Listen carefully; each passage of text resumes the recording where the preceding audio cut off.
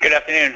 My name is James Law. I am an attorney with Reinhardt Berner. I have joined the firm since 2013. And the presentation that we're going to be talking about today is California's recent adoption of regulatory changes to Prop 65 warning labels. And these regulations just were newly adopted as of August 30th of this year. And there's going to be a 2-year lag for the compliance deadline. But the regulations will fully take effect in August of 2018. But the regulations have a lot of different kind of changes to the law that distributors and manufacturers, packagers of products that are being sold into California will want to be well aware of in terms of ensuring that they're compliant with the law.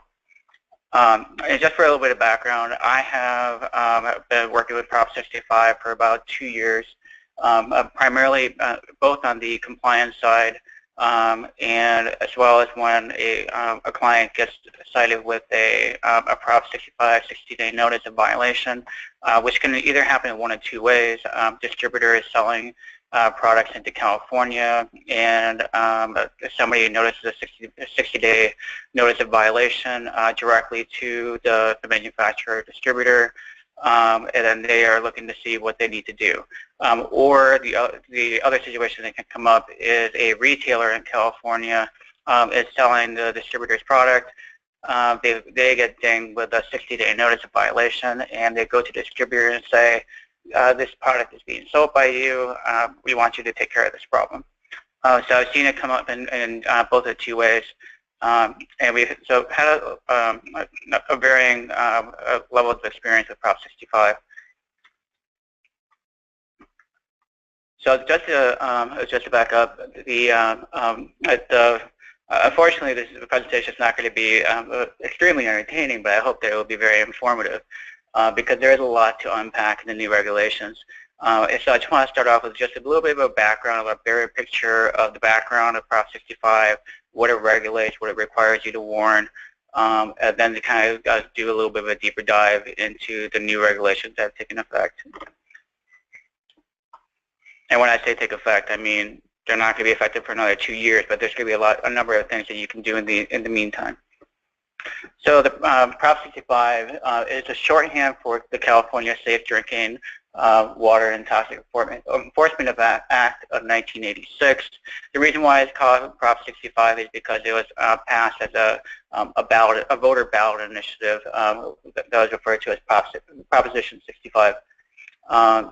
And what it is, it's a warning regime. So it requires a producer, a packager of a product, a distributor, manufacturer, and in some cases the retailer, to provide a warning to a consumer that there might be some kind of exposure to a listed chemical that the state of California has determined might pose a risk of either causing cancer, birth defects, or reproductive harm. But the key word in there is exposures. And so it's not prohibiting any of the chemicals to be included in a product or for some kind of exposure to happen. It just requires the person introducing the product to provide a warning that there may be a risk of exposure and that might cause cancer, birth defects, or reproductive harm. I've had the last time that I did a presentation on this topic, one of the questions that came up was, well, hypothetically, what happens if the chemical is hermetically sealed within the product and there's no way the consumer is actually going to come in contact with it? Well, in that case, there's not going to be a requirement to warn because there's no risk of an exposure. It only regulates exposures to certain kinds of chemicals. So that's a key thing to keep in mind for when determining whether you need to actually warn. You need to figure out, well, is there actually a risk of exposure happening in the first place? So the statute, what it actually says, it says that no person in the course of doing business shall knowingly and intentionally expose any individual to a chemical known to the state to cause cancer or reproductive toxicity without first giving clear and reasonable warning to such individual. So there again, you see the exposure element there, and it's only exposure without giving a clear and reasonable warning, and that's where the regulations come into play. Now, intentionally in the statute is not defined, but there is a knowledge requirement. So and knowledge refers to the fact of its exposure. There's no requirement that you have to know that the exposure is illegal, or illegal in the sense of you're exposing somebody without giving a warning. But it really refers to the fact of an exposure, that you know that there's this chemical in the product and that it has been sold in California. That's the only thing that's required. Now, Prop 65, why it might matter to any kind of out-of-state manufacturer, distributor in the Midwest, or a packager. California is a very large market. There's a lot of products that are being sold in California. And since imposition of the Prop 65 back in 1986, there's been over 16,000 Prop 65 lawsuits. In 2015 alone, there's a lot of publicly available stats that you can find on the California Office of the Attorney General, as well as there's a lead agency that administers the law that's referred to as the Office of Environmental Health Hazard Assessment.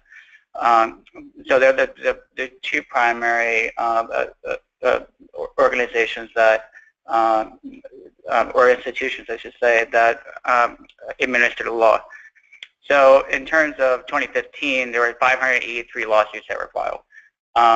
And out of those, there were over $26 million in settlement costs to different producers, retailers, manufacturers.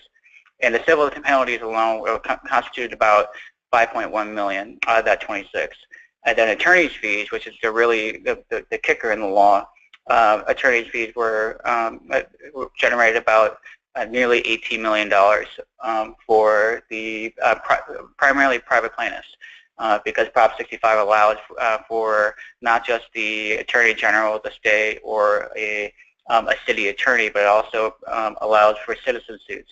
And they're the primary, the cottage industry that has grown up around Prop 65 because of the attorney's fees provision. So there's a lot of environmental groups and attorney firms that will do nothing but Prop 65, looking for products that include a chemical, don't include the warning, and then they can file a 60-day notice and get ready to file a lawsuit, which is primarily going to result in not a case and that's going to go to trial or to a bench trial.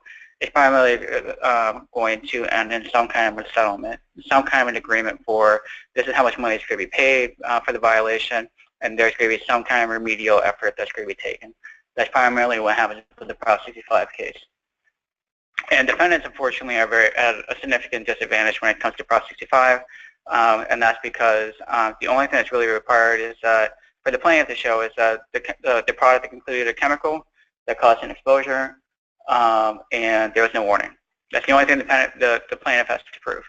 The defendant, on the other hand, if they want to prove that there's a safe harbor that was out there, and their product gets the benefit of the safe harbor, well, they have the burden of proof on that. If they want to prove that there is some kind of preemption out there, they have the burden of proving that. If they want to prove that even though their product contained a chemical, there was no real risk of harm for cancer, reproductive harm, the defendant has to prove that. So the defendants are really at a significant disadvantage when it comes to Prop 65. And that's one of the reasons why it will often just end in some kind of monetary settlement. And the average settlement cost with these is about $100,000 per case. I've seen some plaintiffs that have brought lawsuits. I could take a look at how many lawsuits that they filed in last year or previous years. I can take a look at all of their settlements that they've made, because all settlements are also public. I could take a look to see, well, what is the average settlement that that this particular attorney has gotten, and sometimes it will be in the range of hundreds of thousands of dollars, or just simply five-figure sums, 30,000 up to 70,000. So it really kind of depends. Now, as far as the enforcement regime, the penalties. So there's civil penalties amount to $2,500 per day for each violation. exactly how that is computed is not the most clear. And one of the reasons why is there's not a lot of cases that have gone to trial, because like I said before, many of these cases for Prop 65 violations result in some type of settlement. But there is a list of guidelines to determine exactly what that penalty might be. It really depends on the nature and extent of the violation. Has this been occurring for a long time? Did the defendant do this knowingly, knowing that there is a chemical in their product and decided not to warn even though they were aware of this? There's going to be some weight given to what is the economic impact of the penalty on the defendant and their ability to pay, and whether the defendant, the violator, took any kind of remedial measures when they got that Prop 65 notice. Did they start pulling products off the shelf? Did they do an independent investigation to see, well, if there is a chemical, is there a safe harbor? What kind of level is that? Does there doing testing on the product to see exactly what those levels were for the chemical, and trying to figure out, well, do we need to start labeling now? And a recall product to put a label on and put it back. All of those things can be different factors that will weigh into what the severity of that penalty should be. And in terms of the statute also provides for injunctive relief, prohibiting the violator from continuing to sell product without a warning, and then the attorney's fees and costs.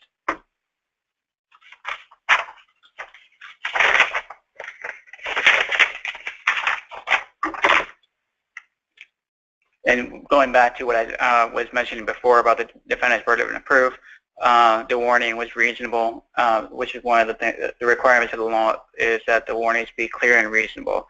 The best way to be safe on the clear and reasonable warnings is using the safe harbor warning in the regulation, and that's a really important thing for compliance in terms of your warnings, because if you use the safe harbor warning, then it's by law deemed to be clear and reasonable. So you can be rest assured that you've got certainty if you use this particular warning that's provided for in the regulation, that is going to be deemed to be clear and reasonable, and you'll be in full compliance with Prop 65.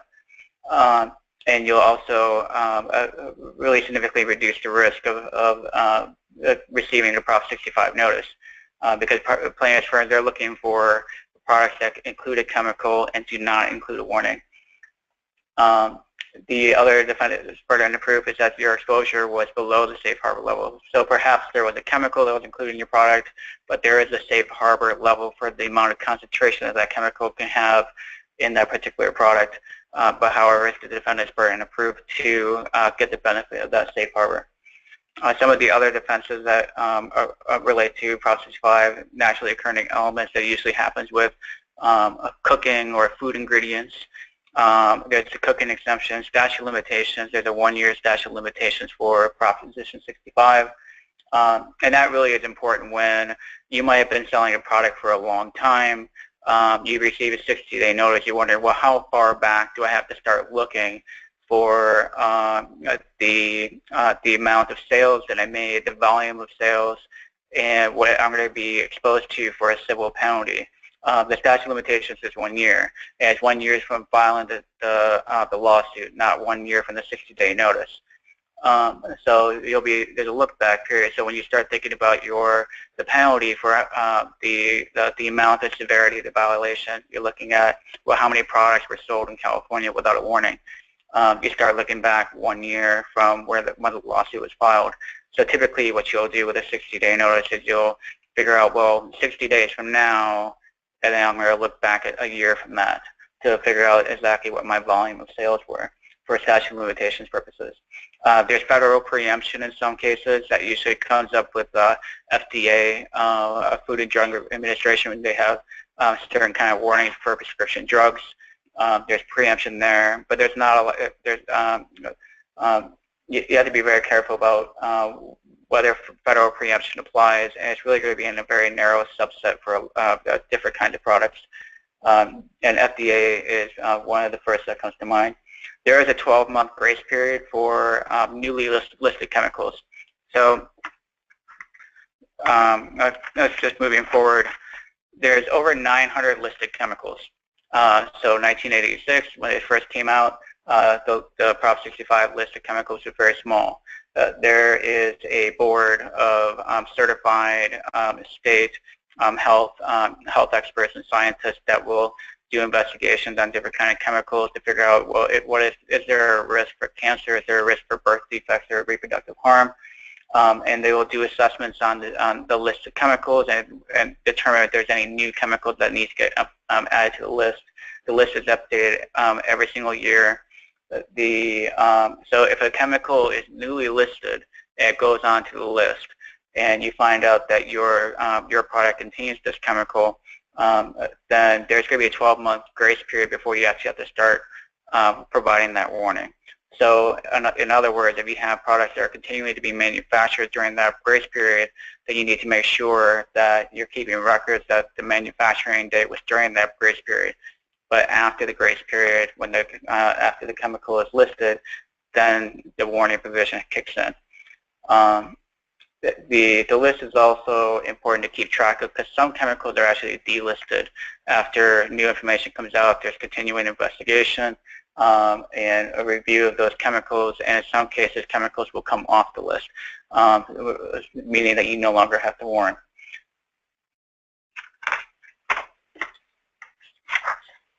Now, the safe harbor levels that I mentioned before, there's two different types of safe harbor levels. There's one for cancer, which is abbreviated to NSRL, which means no significant risk level.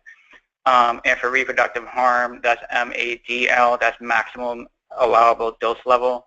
So on the Office of Environmental Health Hazard Assessment, the lead agency for Prop 65, they're the ones that maintain the list. So if you're ever looking to see where the list is, that's where you would go. And there'll also be a sheet that the office publishes every single year showing the safe harbor levels. And they'll be abbreviated. There'll be two different columns. One column will be for NSRL levels. Those are for cancer. And MADL levels. Those are for reproductive harm. And those are based on levels of exposure, not concentration. And for the safe harbor levels, there's 300 established safe harbor levels for the chemicals that are listed. So you remember, you got 900 chemicals that are on the list, but only 300 of them have a safe harbor level. And on the slide, you'll see that there is a link just to bring you to exactly what the published safe harbor levels are. If you don't have it, if there's no safe harbor level for the chemical that's required for the warning, then you have to include the warning. There's no safe harbor.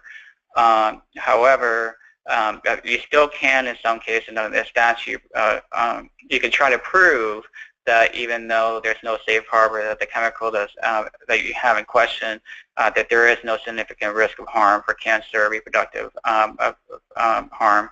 However, that's the defendant's burden of proof, and that can be a very expensive proposition.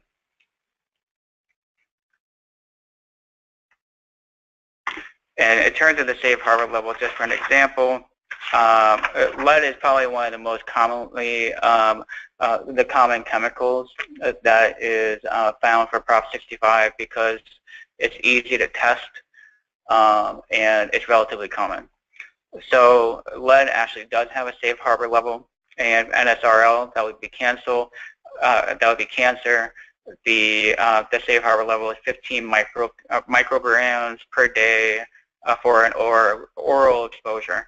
At the MADL, that's the reproductive harm component, that's 0.5 micrograms per day for oral exposures. So that's where you start getting into the concentrations. And because settlements are public, there's a rich resource for looking through those settlements for a reformulation standard. So I've seen before a situation comes up, a distributor, they receive a 60-day notice of violation for a chemical. One of the first things that I will do is take a look at that list to see if there was there a requirement to warrant for that chemical. Is there a safe harbor for that chemical? And if there is a safe harbor for that chemical, then I'll do some research to look at those settlements, because I can also see, well, who brought the 60-day notice? Because chances are it's a plaintiff firm or some kind of public interest group. And I could take a look at their prior settlement to see how many times that they have filed lawsuits. And typically, it's somebody that has a lot of experience with this particular chemical. They do it over and over and over again. They don't shop around and use different chemicals. Usually, it'll be one particular chemical that they will be looking for, and looking for products that do not contain a warning for this particular chemical. So they have a lot of experience with that chemical.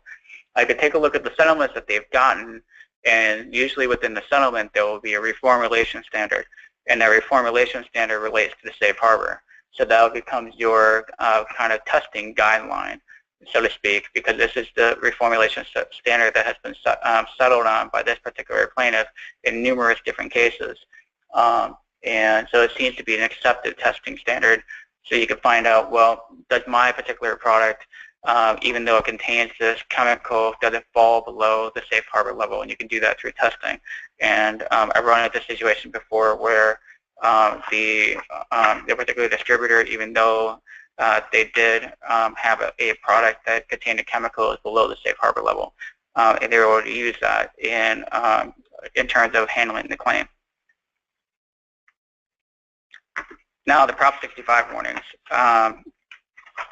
As I mentioned before, the warnings have to be clear and reasonable under the law, and the regulations provide for safe harbor warnings that are deemed to be clear and reasonable. And the method that the warnings have to be provided is either through labeling or through signs or other types of notices. And the warning has to occur prior to there being an exposure. That's one of the important pieces. So typically that will be in a sale type of situation. So if there's a retailer, a consumer goes to the product, they take a look at the product, and they're able to see that there's a warning on there prior to purchasing it, prior to the exposure. And that's the guideline. It has to be, the warning has to be provided prior to the time that the consumer is going to be exposed to the chemical.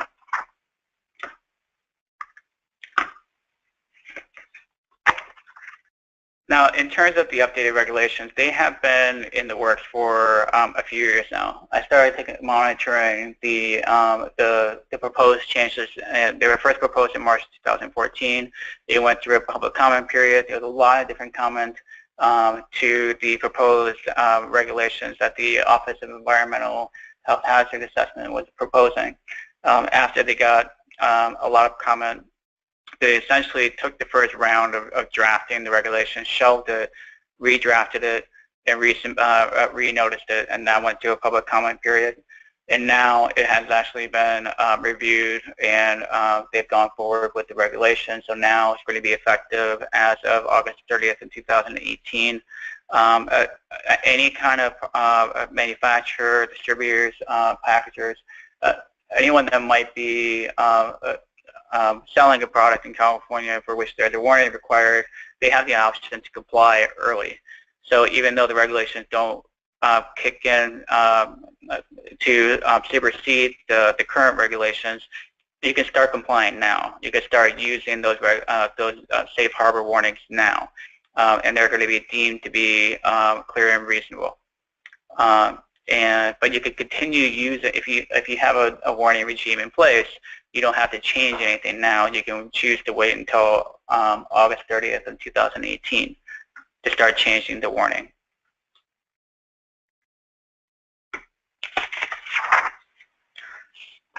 So the current warnings is kind of it's a very, very easy warning to comply with. For cancer, it was this warning: this product contains a chemical known to the state of California to cause cancer. For reproductive toxicity, the warning was simply warning: this product contains a chemical known to the state of California to cause birth defects or other reproductive harm.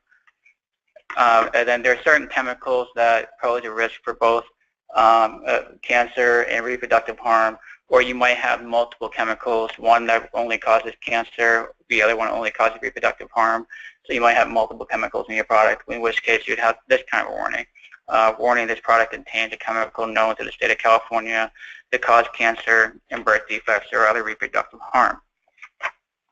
Now, looking at the new regulations, these warnings were very, very easy to comply with, and they're short and easy to understand. Now, how will the new warning regulations look under the updated regulations? So you can see on the left-hand side, before, you've got the warning there for both cancer and birth defects.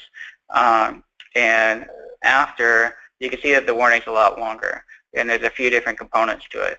First of all, you'll see that the triangle with the exclamation point on it, that is required now. You're going to have that triangle. And the triangle has to be no smaller than the word warning in terms of height. So it has to be at least as tall as the W in the warning.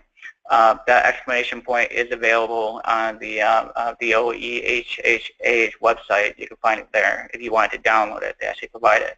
But that's the first element. And that triangle could either be with the black outline and the yellow, or if you don't have color, it can be a black outline with white. But it's got to be one or the other, and you have to have that triangle there. Warning, that has to be in all capitals, has to be bolded. And then this product can expose you to chemicals, including, and then you'll insert the name of one or more of the chemicals. So now with the warning before, it was just simply this product contains. Now this one is the product can expose you to chemicals, including, and you have to actually list the name of the chemical, which is known to the state of California to cause cancer. And if this warning is the largest warning that you'd be looking at, and it would be used in the case that you've got a chemical that causes cancer and another chemical that causes reproductive harm. So to go on and name of one or more chemicals, so this would be the name of the chemical that causes the reproductive harm, which is known to the state of California to cause birth defects or other reproductive harm. And then you'll have this website there. For more information, go to, and it's got the website, in the California, the Office of Environmental Health Hazard Assessment has created this web page already. You can go onto it. It's got a number of consumer information about what the warnings mean, what it means for products, what it means by chemical or by cancer harm, reproductive harm.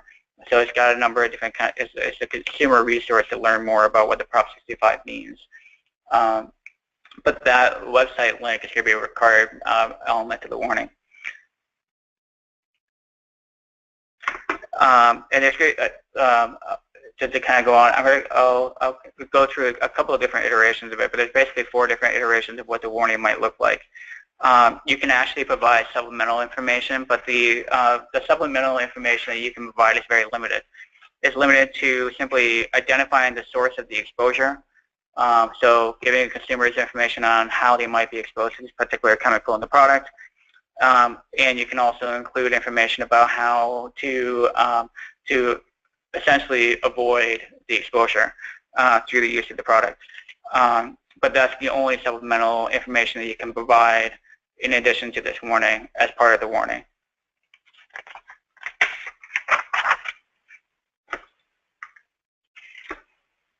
Some of the other elements of the warning requirement. So the standards for text size, this is new. It can't be anything smaller than 6-point font. And the warning has to be the same size as whatever the largest font size that you use in providing other consumer information about the product and the labeling. The warning has to be at least as large as the largest typeface. But in no case can it be anything smaller than 6-point. It requires the name of the chemical to be included in the warning, unless the warning appears on the product label, and I'll get to that in a moment. In terms of the name of the chemical, you do not need to include the name of every single chemical within the product that actually requires you to warn. So if you have 5 different chemicals that might provide a risk of causing cancer, you don't have to list all 5. you have to list at least one. You can choose to list all 5. You don't have to. You just have to list at least one. The label also has to include that triangle warning that I was referring to before.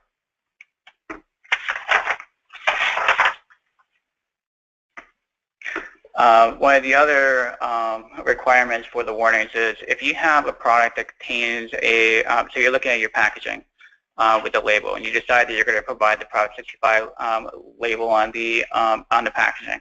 If you've got consumer information that's provided not just in English but in Spanish or some other type of language, the warning has to be provided also in English and whatever that other language that you use is.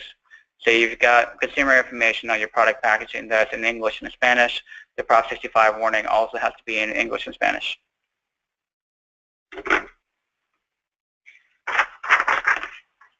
And just to go back, so if you take a look at that after warning there, so as an example for what the warning might look like, as I said before, there's about 4 different iterations of how it can look.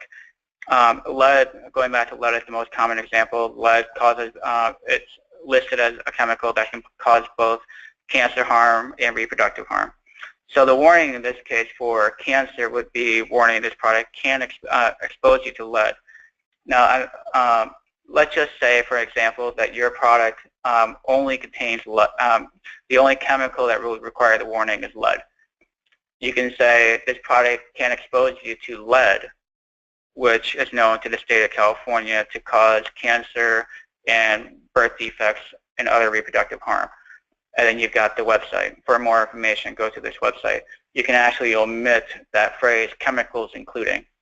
So if you only have one chemical, you can take out the chemicals including and simply refer, instead of using the plural are, you would simply have is. So that's one way that the warning can change based on what chemicals are in the product that require you to warn. But you can see that there's a lot more tailoring that's going to be required for the warning based on the particular chemical.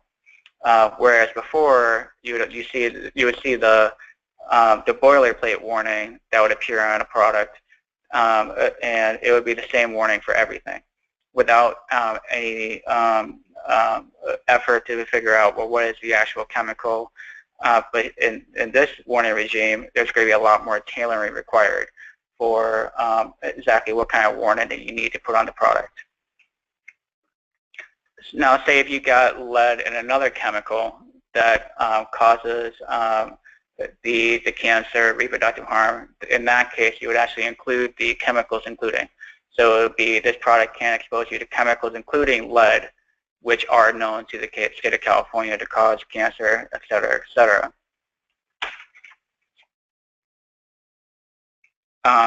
Now, you might have a different situation where you have more than one chemical, except the endpoint risk for each chemical is different. You've got one chemical that poses a risk of cancer, and you've got another chemical that poses a risk for reproductive harm. But the latter chemical does not cause a risk of cancer, and vice versa.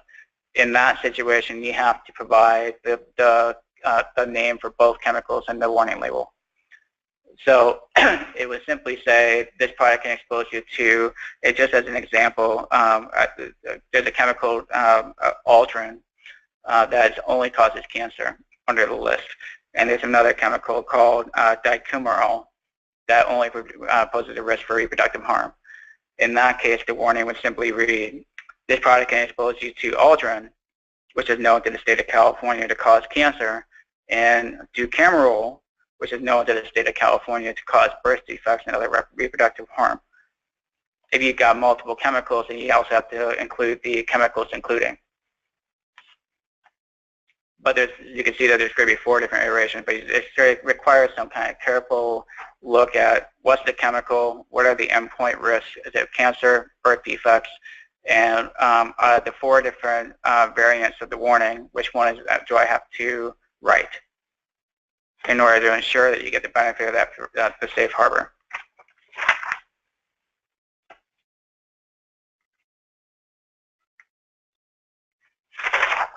Now, on-product warnings is different. Now, say you have a product and you decide that you want to provide, instead of putting it on the packaging, on the outside of the product, you want to actually put it right directly onto the product. You can use one of these three different warning labels depending on what the chemical endpoint risk is. So if you got a chemical that only poses a risk for cancer, you simply have the triangle, warning, cancer, website. And if you use one of these on-product warnings, you do not need to actually include the name of the chemical. I've had the question come up whether, well, if I do have to warn, do I have to provide the warning on both the packaging and on the product? The answer is no. You can just do one or the other. If you want to just do only one on-product warnings, that's how you can decide to proceed. If you want to provide it on the label, then that's the way that you can go. But in whichever way that it's done, you have to remember that the consumer has to be able to have knowledge of the warning before the exposure. And then you've got the for reproductive harm. That's it'll just simply be the triangle, warning, reproductive harm with the website. And then if you have a chemical like lead that causes both cancer and reproductive harm, you would use the last warning for the on-product label.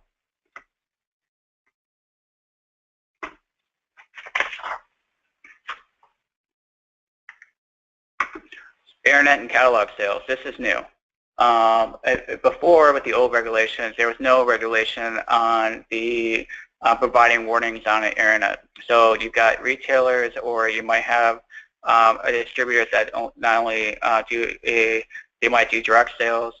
If you do sales online, you do have to provide the warning prior to the consumer's purchase on the display page. So that can be done either through having the warning with the product, the full warning, or you can have a prominently displayed word warning that's got a hyperlink. So if somebody clicks on that, that will take them to the warning for that particular product. But in any case, how you do it, the warning has to be provided to the purchaser prior to the sale, and it has to be associated with that particular product. If you use the on-product warning, so say you got the product and you have an on-product warning, you decide to provide on this last page, you decide to provide one of these warnings on the product, and you also sell the product through online on the internet. In that case, the warning that's provided could be the same warning that's on the product. So if you got cancer and you got that warning for that product and it's on the product, on the internet page, you can use that same warning that appears on the product. You don't have to have the longer warning, including the list of the chemical that is being warned of. And the same thing applies for catalogs. If you sell products through a catalog, you have to provide a warning prior to the sale. And the requirement for catalogs is that the warning is clearly associated with that product. So however that's done is going to be tailor-made for that particular catalog. But in any case, the consumer has to know that the warning that's being provided to them, that Proposition 65 warning that's being provided, is clearly associated with the product that they're looking to purchase. That's the guideline. That's the requirement.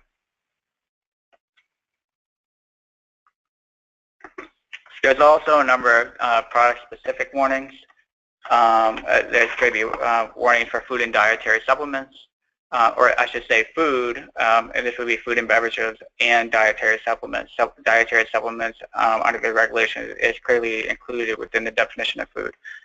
Alcoholic beverages, prescription drug and medical products, dental care, and it's got products on there, but it's really dental care.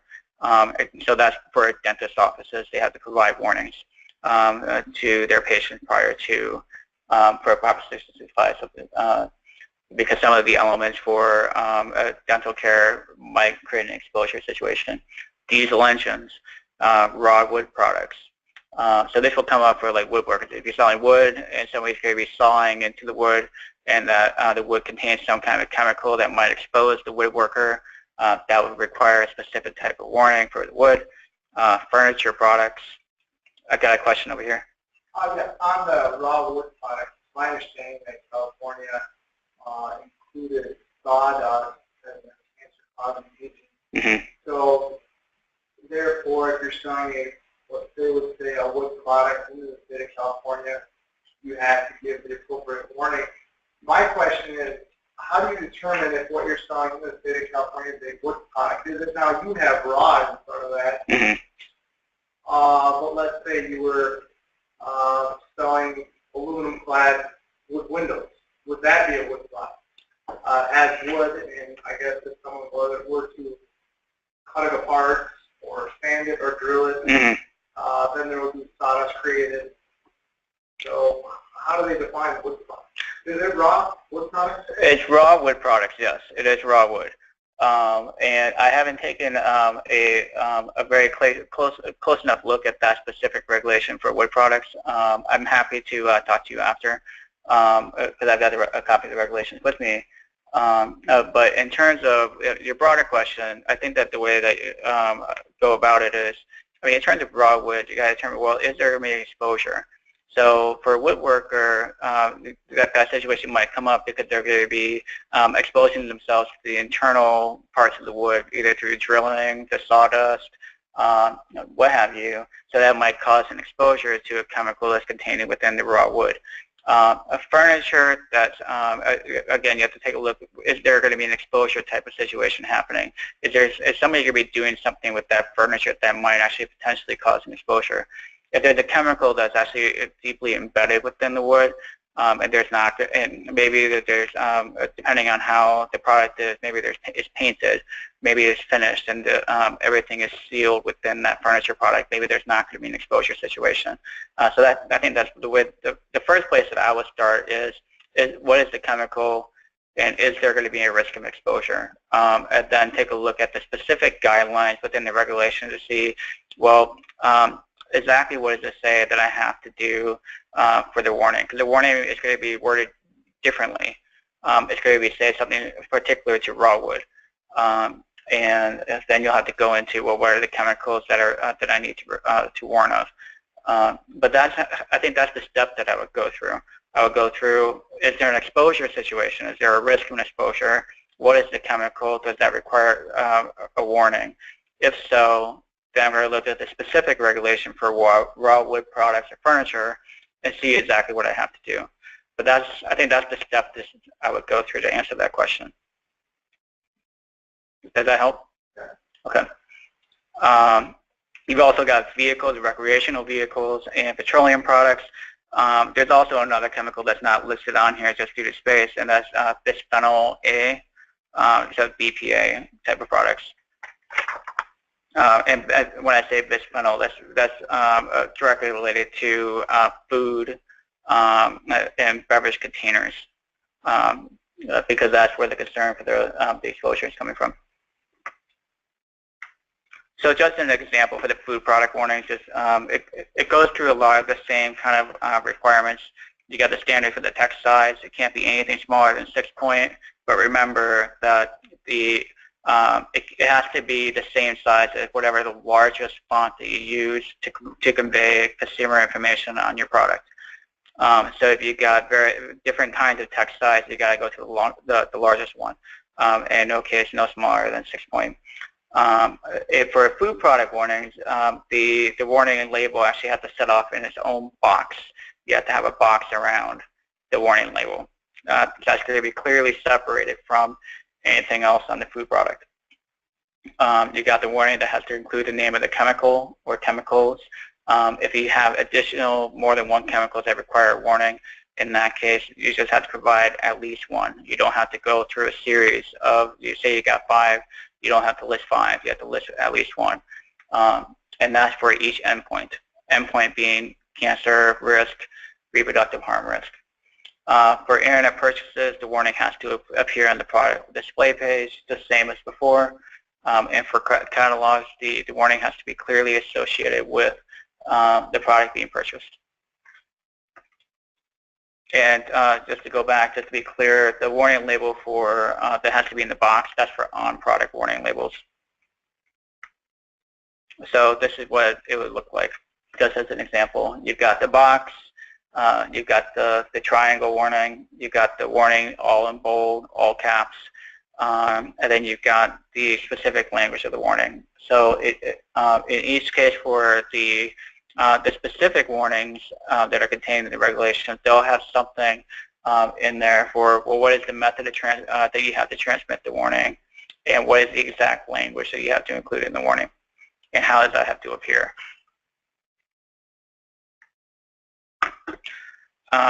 In terms of who has to provide the warning, the regulations they've made a concerted effort to be much more clear about who has to provide the warning.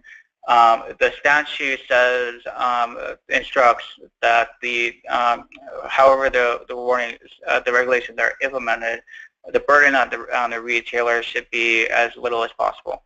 So the regulations have tried to make much more clear that the burden for who has to provide the warnings is primarily on the manufacturer, the packagers, the distributors, the suppliers, the people who are making the product, not on the retailer.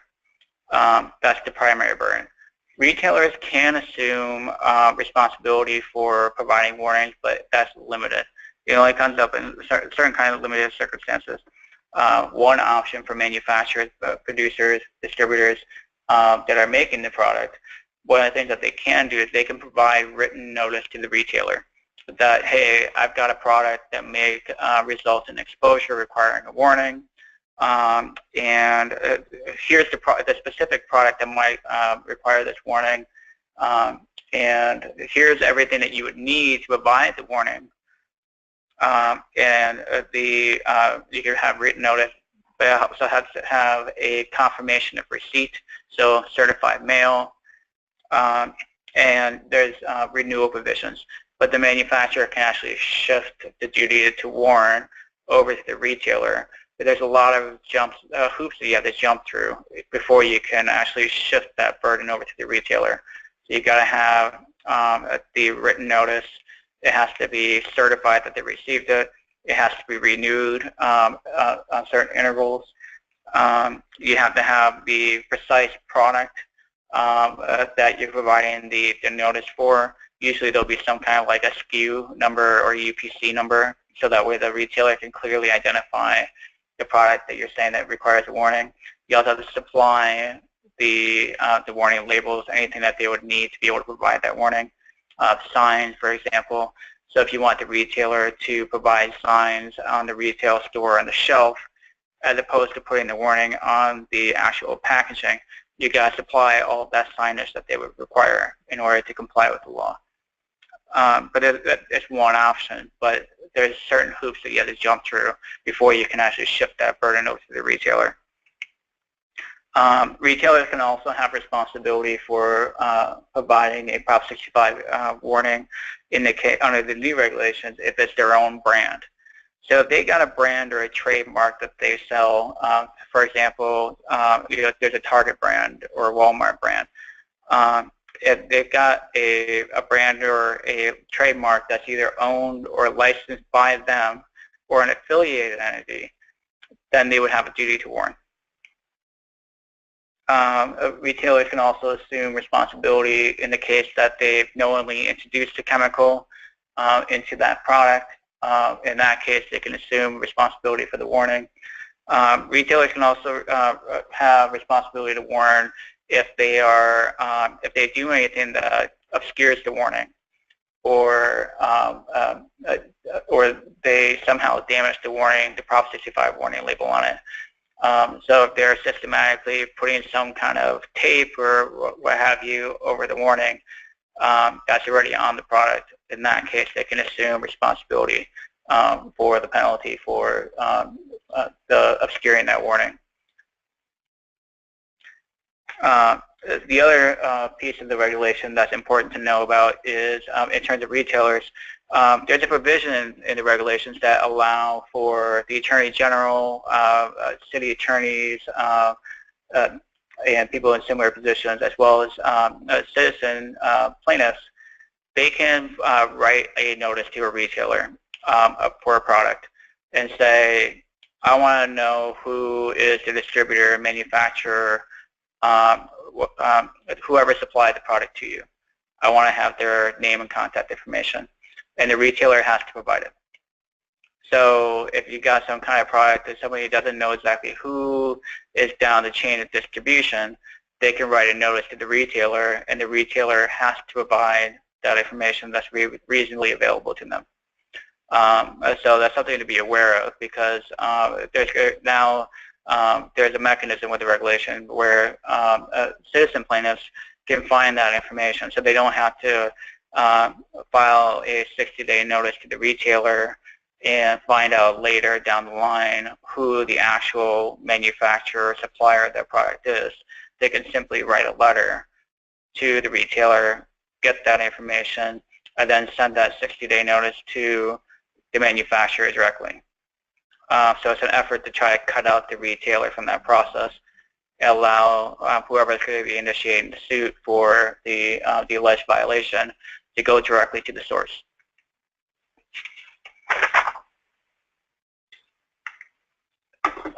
The regulations also explicitly allow for retailers and the manufacturer, the distributor, whoever is making that product, they're supplying that product.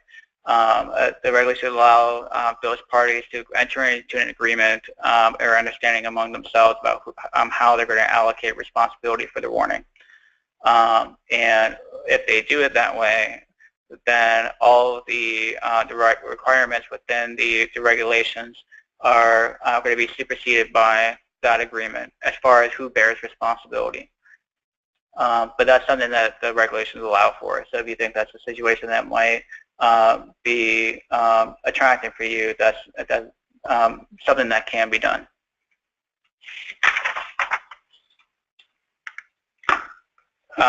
There's the sell-through. So this goes back to what I mentioned before about the effective date of the regulations. The regulations are not mandatory until August 30th of 2018, but right now we are in a period of voluntary compliance. You can voluntarily just start complying with the new regulations.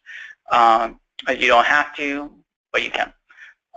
Any warnings that you use under the new regulations are going to be deemed to be clear and reasonable. Now, you might be somebody that's in a situation where you've already have a Prop 65 lawsuit filed against you, and you've gotten a court-approved settlement. In that case, the regulations explicitly provide that whatever warning requirements that you have for that product as part of that settlement are going to be deemed to be clear and reasonable, and you continue to use that warning. So even though it might be a settlement that resulted in a warning that's different than the regulations, the new updated regulations, you can continue using the old warning under that court-approved settlement. So you don't have to change the warning that you have under that settlement agreement. You can continue using the same thing and operating the same as you did before. In terms of products manufactured prior to the effective date, August 30th, 2018, those are also going to be deemed, whatever warning that you included. So if you use old warnings, products that were manufactured prior to the effective date, those are also going to be in compliance. So in terms of what you can do now for compliance, deciding that I don't want to update any of my warning regulations until I have to. So all the products that I manufacture after August 30th, 2018 are going to contain the new updated warnings. But in that case, you want to make sure that you've got a clear record of the date of manufacture of the products that contain the old warning. So that way, if somebody picks up the product, they see that there's an old warning on there and it contains the chemical, you receive a 60-day notice. You want to have documentation that will substantiate that, no, that product was actually manufactured prior to the effective date. I'm in compliance. But you need to have that documentation. So for compliance purposes, you want to make sure that you're keeping a clear record of the date of manufacture for the products that contain old warnings.